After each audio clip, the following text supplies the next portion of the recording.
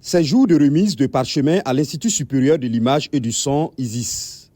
14 étudiants reçoivent leur diplôme dans différentes filières du cinéma. Ils sont aptes à affronter le marché du 7e art. Parmi eux, Djerbolo Nekwanoji, Eve Noélie. Cette Tchadienne, spécialisée en photographie, entre autres, est consciente des défis qui l'attendent dans ce milieu dominé par les hommes. C'est vrai, j'ai fait la technique, j'ai fait l'opération de prise de vue.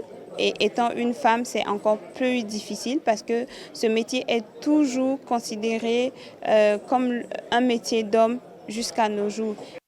En plus de cette difficulté liée au genre, Noélie devra faire face à une autre réalité. Trouver du boulot dans un domaine où la production cinématographique est de plus en plus en baisse. Cette galère, Salam Zampaligré, réalisateur qui fait partie de la première promotion de cette école de cinéma, l'a connu à la fin de sa formation en 2011.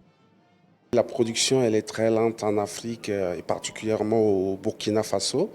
Donc on avait du mal à travailler sur des projets de nos aînés pour encore plus se faire la main.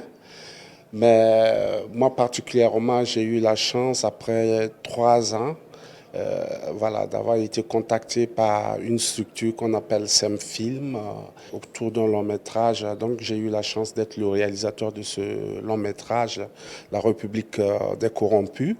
Et je pense que ça m'a permis après d'intégrer facilement le milieu. Salam Zampaligré enchaîne ainsi et réalise bon nombre de courts et longs métrages ainsi que des documentaires. Il est aujourd'hui en lice pour le prix des documentaires long métrages avec son film Le Taxi, le cinéma et moi, sorti en 2022 et primé mi-février à Luxor en Égypte.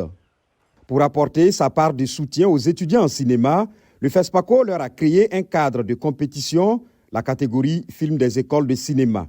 Le FESPACO est un cadre pour les professionnels de montrer ce qu'ils font.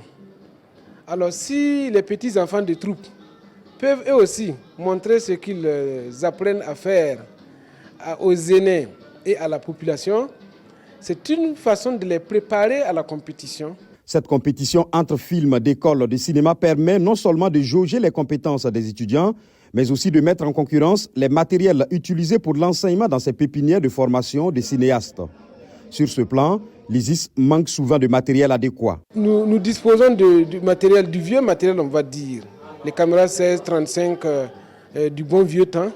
Mais aujourd'hui, nous utilisons ce matériel-là pour leur montrer comment le cinéma a commencé, comment le cinéma s'est développé. Cette année, dans la catégorie film des écoles du cinéma, 22 productions cinématographiques, dont 3 de l'Institut supérieur de l'image et du son, sont en compétition. Thierry Kaouré, Yacouba Ouedraogo, VOA Afrique, Ouagadougou.